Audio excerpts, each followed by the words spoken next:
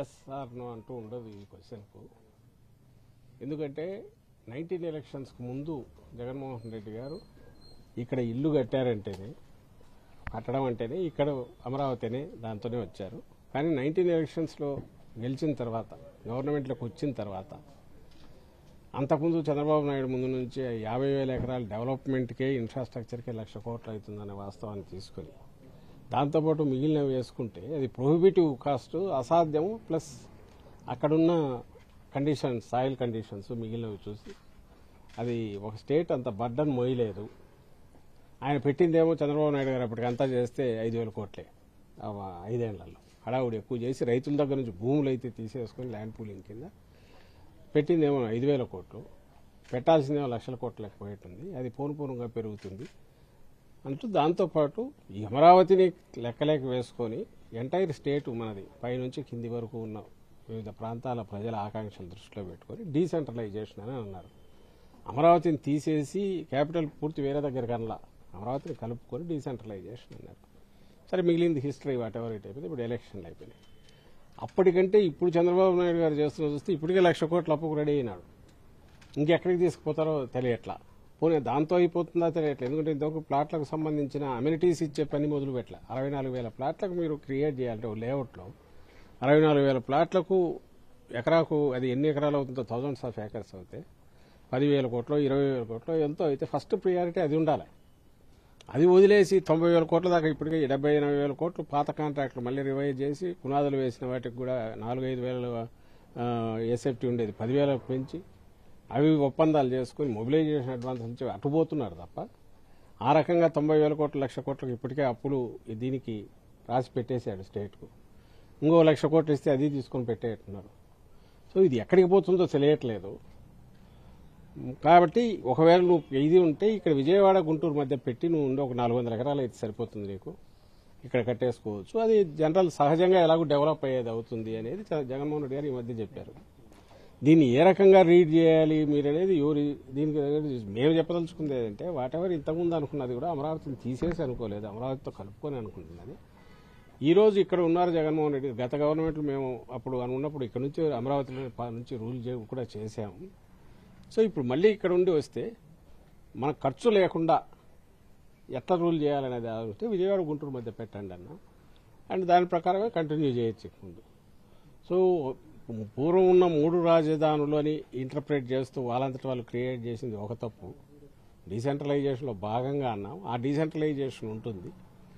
But అది administration పరంగానే, development పరంగానే ఇంకోటి లెక్క వేసుకుంటే ఇక్కడ నుంచి రూల్ చేసేది ఏదో కాస్ట్ లేకుండా ఎట్లా చేయాలనేది ఆలోచిస్తున్నాం. అందుకు ఇప్పుడు ఆయన నెక్స్ట్ 4 ఏళ్ళు ఉన్నాడు, తన చేతిలో ఉంది. తనకు దానికి రాజధాని లేదా భవనాల నిర్మాణమా, కట్టడాల మెయిన్, ఒక నగరం నిర్మించాలనుకుంటున్నాడు, అది ఆయన తెలుసుకోవాలి. రాజధాని అయితే ఇట్స్ వెరీ మచ్ దేర్. ఇప్పటికీ సెక్రటేరియట్ ఉంది, అసెంబ్లీ ఉంది, హైకోర్టు ఉంది, నడుస్తుంది. సో దాని మీద ఆ ఏరియాలో ఉన్న ఇబ్బందులు వాటిని దృష్టిలో పెట్టుకుంటే ఇక్కడికైనా విజయవాడ గుంటూరు మధ్యకి వచ్చేస్తే శాశ్వతంగా దానికి పరిష్కారం ఏర్పడుతుంది.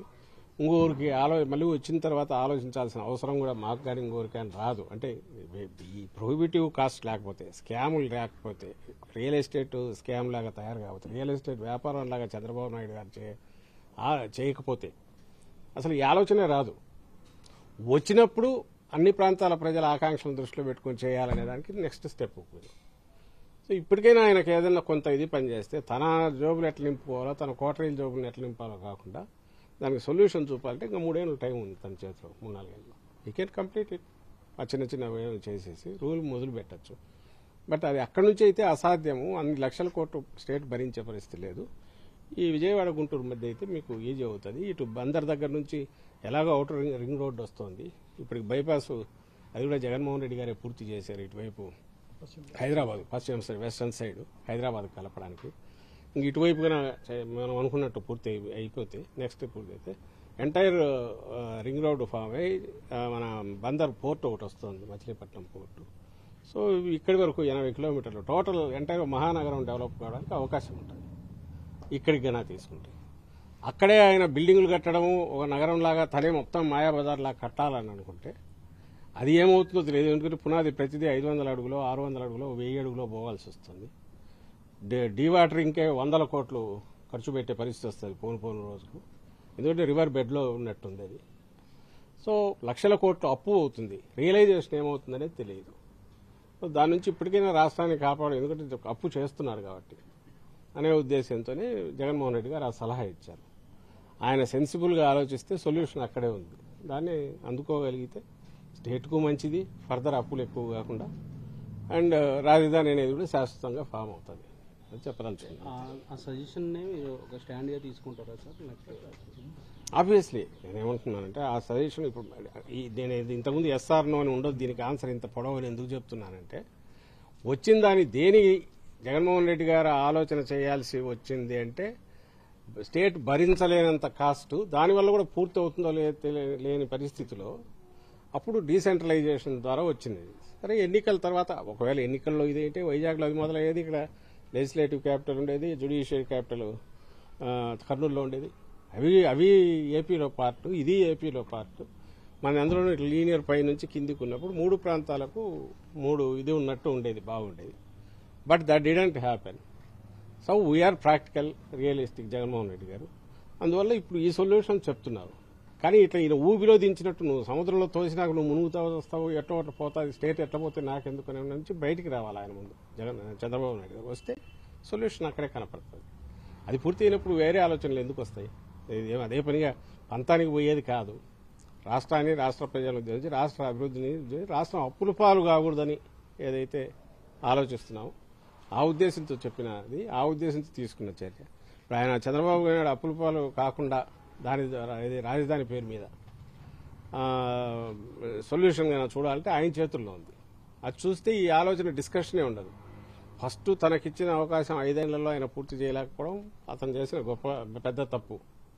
ఎందుకంటున్నానంటే ల్యాండ్ పూలింగ్ అనే దానికి పోయి మళ్ళీ ఇప్పుడు రెండోసారి కూడా అనుమానం ఎక్కడొస్తుందంటే మళ్ళీ ఇంకో దశ ల్యాండ్ పూలింగ్ అంటున్నారు.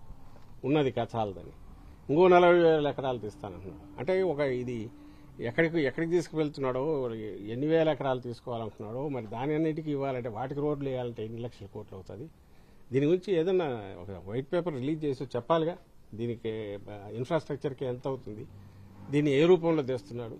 సెంటర్ గన గ్రాంట్స్ ఇచ్చి ఈయన పెట్టుకుంటే మాకు అభ్యంతరమే లేదు. ఇంకా మహానగరాలు కట్టుకునే వద్దని ఎవడంటారు మన స్టేట్కి వస్తుంటే. నువ్వు అట్ట కాకుండా లోన్ తెస్తూ ఆ లోన్ దొరకడమే పెద్ద ఫేవర్ చేసినట్టు, ఎంతగా లోన్ చేసుకోండి నేను సెంటర్ అనడం వాళ్ళు ఫేవర్ చేసినట్టు వీళ్ళు ఆడుతున్న నాటకం అంటే స్టేట్ మునిగిపోతుంది. ముందు దాని నుంచి బయటపడేయమని ఆయన కోరుతున్నాం. అందులో భాగంగా ఆయన పడేయగలిగితే ఇక్కడే నడుస్తుంది, బాగానే ఉంటుంది చేసేది. అండ్ ఇప్పుడు ఈ మాత్రం డెవలప్మెంట్ ఇటు గుంటూరు విజయవాడ మధ్య అయినా, విజయవాడలో జరిగిన డెవలప్మెంట్ అయినా ఏదైనా జగన్మోహన్ రెడ్డి గారు చేశారు. సో మా ఉన్నప్పుడు ప్రియారిటీ అక్కడ ఎందుకు ఎలాంటి ఇది అడిషనల్ లేకుండా ఆయన పెట్టిన బరువు తప్ప డెవలప్మెంట్ ఇంకో పక్క జరుగుతున్నప్పుడు మళ్ళీ మేము వస్తే సహజంగానే డెవలప్ అవుతుంది. దానికి ఏం డౌట్ ఇది చేయాల్సిన అవసరం. ఈలోగా ఆయన బరువు వేయకుంటే చాలా అదే స్టేట్కు చేసే, ఫర్దర్ అప్పుల పాలు చేయకపోతే చాలా అదే స్టేట్కు చేసే మేలు అవుతుంది. ఆ తర్వాత ఇక్కడ నుంచి రూలింగ్ అనేది జరిగేది అంటే అది డెవలప్ కావడం అనేది లైక్ హైదరాబాద్ 20 ఏళ్లలోనూ అమరావతి ఏరియా ఖచ్చితంగా డెవలప్ అవుతుంది. ఎందుకంటే మొదలైంది బైపాస్ జగన్మోహన్ రెడ్డి గారు వేశారు. మిగిలినవి సగం ఉన్న రోడ్లు ఎప్పుడో ఒకసారి పూర్తి అవుతాయి. ఆర్గానిక్గా దాని అంతటా అది డెవలప్ కావడానికి స్కోప్ ఉంటుంది. బట్ దట్ టేక్స్ డికేట్స్ పట్టచ్చు, 10 ఏళ్ళు పట్టచ్చు, 15 ఏళ్ళు పట్టచ్చు. ఎందుకంటే ఇది మనుషులు వచ్చి చేరే కొద్దీ రోడ్లు డెవలప్ అవుతుంటాయి. ఈలోగా ఇదంతా బ్రహ్మాండంగా డెవలప్ అవుతుందిగా ఈ ఏరియా అంతా. ట్రస్ట్ ఇక్కడ పెడితే అది సజెస్ట్ చేశారు. దానికి తగినట్టే నేను కూడా